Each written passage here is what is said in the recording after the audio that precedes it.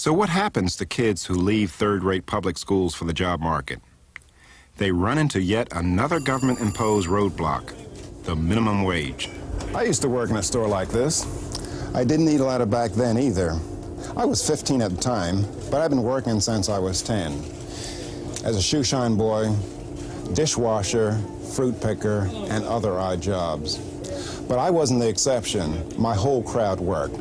Back in those days, just about any kid who looked for a job could find one. Today, in ghettos like I grew up in, 70% of black children who look for jobs cannot find them. That's a shame, because a first job means much more than pocket change. It's a chance for a start, maybe in a store like this.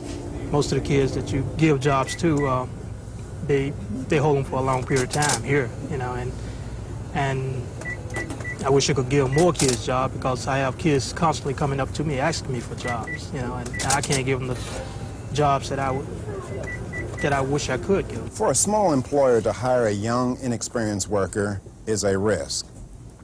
The grocer who hired me could afford that risk. I only earned $1 an hour, but that's all I was worth. I didn't have any experience or skills. Today, with an effective minimum wage of nearly $4 an hour, the risk of hiring a young, inexperienced worker may be too expensive to take. If there were a lower minimum wage, I could hire maybe 2 or 3 more. The minimum wage law is a perfect example of the pattern afflicting poor black people today. The government, in an attempt to protect poor people, often creates new obstacles for them. In the 1950s, the minimum wage was only $1 an hour. Given the price level at that time, that meant there was virtually no minimum. Starting in 1961, Congress began to push the minimum wage higher. In effect, the law forced teenagers to ask for more than they were worth. As it became more expensive to hire young workers, black teenage unemployment soared.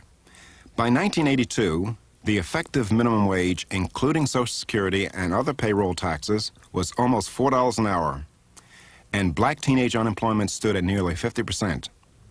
Other factors contributed, but the minimum wage did a lot of the damage. I'm going to be lookout for 3 black males, ages 12 to 14 years. The minimum wage may seem like a small thing, but if government had prevented me from working as a teenager, as it prevents so many kids today, it might have altered the entire course of my life. If at that crucial time I had gotten into the habits of the street rather than the habits of working, I hate to think where I might be today. Of course, many black people have made it in recent years, especially those who have finished college and entered their professions. But many others, on the lower end of the scale, trying to get solid blue-collar careers, have run into government roadblocks that work just like the minimum wage law. I drove a cab back in 1957 for a while. I made about $125 a week. Drivers in Philly now tell me they make about $250 a week. If they own their own cabs, they can make almost twice as much and be in business for themselves. But what stops them? It's the thousands of federal and state regulations that are imposed on the U.S. economy. In Philly, the number of cab licenses is restricted by law. That makes them scarce and expensive, almost $20,000 apiece at last count. If you can't come up with the 20 grand, forget about driving for yourself. In Washington, D.C., you can get a cab license for less than $50. As a result, 90% of the D.C. cabbies own their own cabs, compared to less than 50% in Philly. Fares are lower, the drivers keep more, and of course, more people can get work as drivers. If a cab driver had to pay $20,000 for a cab here, the poor cab drivers couldn't grab a cab. There are 10,000 cabs in D.C.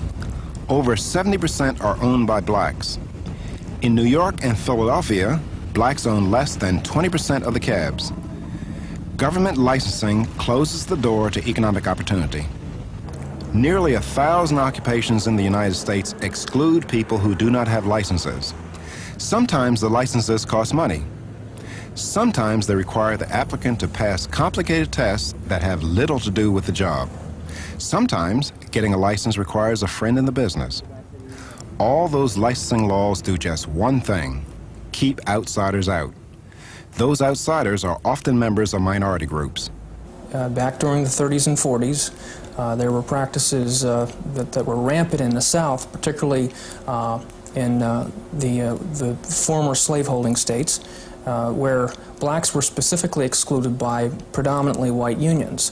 Example, electricians' unions, plumbers' unions, railroad firemen unions, and at that time, the records of history will demonstrate that it was the purpose of white unions to exclude blacks, minorities in general, from the workplace. In fact, there were statements specifically made in connection with occupational licensing regulations that if this law is successful, it will have the effect of reducing to a minimum the involvement of blacks, or Negroes as they were called then, in the workplace. This is the Mount Zion United Methodist Church in Washington, D.C. Back in 1880, when Washington was still a segregated city, this beautiful building was built by black artisans, black plumbers, carpenters, and masons. And mind you, all working under black supervision. So are many other important public buildings in this city and in cities throughout the South. Today, that sounds remarkable.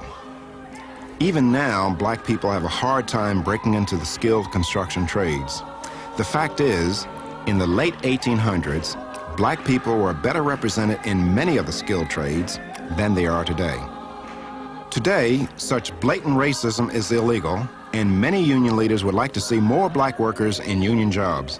But again, good intentions don't always produce good results. The effect of the government endorsing collective bargaining and the closed shop concept within the union movement was that it basically locked in place, to a large degree, for a generation or two to come, white domination of unions. And when you confer upon a union, in effect, monopoly rights to bargain collectively for the entire workforce, they in effect can lay out the conditions, they can set the price for their labor, and they can control entrance to that particular industry. Restrictive labor laws are just like minimum wages in some ways. In effect, they force inexperienced workers to charge more for their labor and thus keep them from competing for jobs. There are many examples, but one of the most infamous is the Davis-Bacon Act, passed in the racist days of 1931, but still enforced today. The Davis-Bacon Act is a 50-year-old law passed during the Depression, the purpose of which was to prevent employers from undercutting wages at a time when it was very much a seller's market in employment, a very high unemployment rate, and it was a worker protection act. Now, it's very much outdated today because the Davis-Bacon Act, 50 years later, has become a union protection act. The net effect of the Davis-Bacon Act today is that it favors union construction firms. Most blacks are in non-union construction firms or are independent tradesmen. Davis-Bacon excludes them from most government contracts. Of course, the government also has programs to help black people get jobs. Between 1960 and 1980, the government spent almost $90 billion on job training and jobs programs. 30 million people went through those programs. The result, unemployment among the targeted groups went up, not down. Good intentions just don't cut it. It is morally outrageous for government to be cutting off the ambitions of those trying to climb the middle rungs of the economic ladder, whether as cab drivers, construction workers, masons, or manicurists. After all, hope is the most important thing that people can have. But what good is hope when people try to break out of poverty just to find that the rules of the game are stacked against them? And where do people end up after the government denies them chances for a decent education or a decent job? In the clutches of the worst government roadblock of them all, the dependency of the welfare system.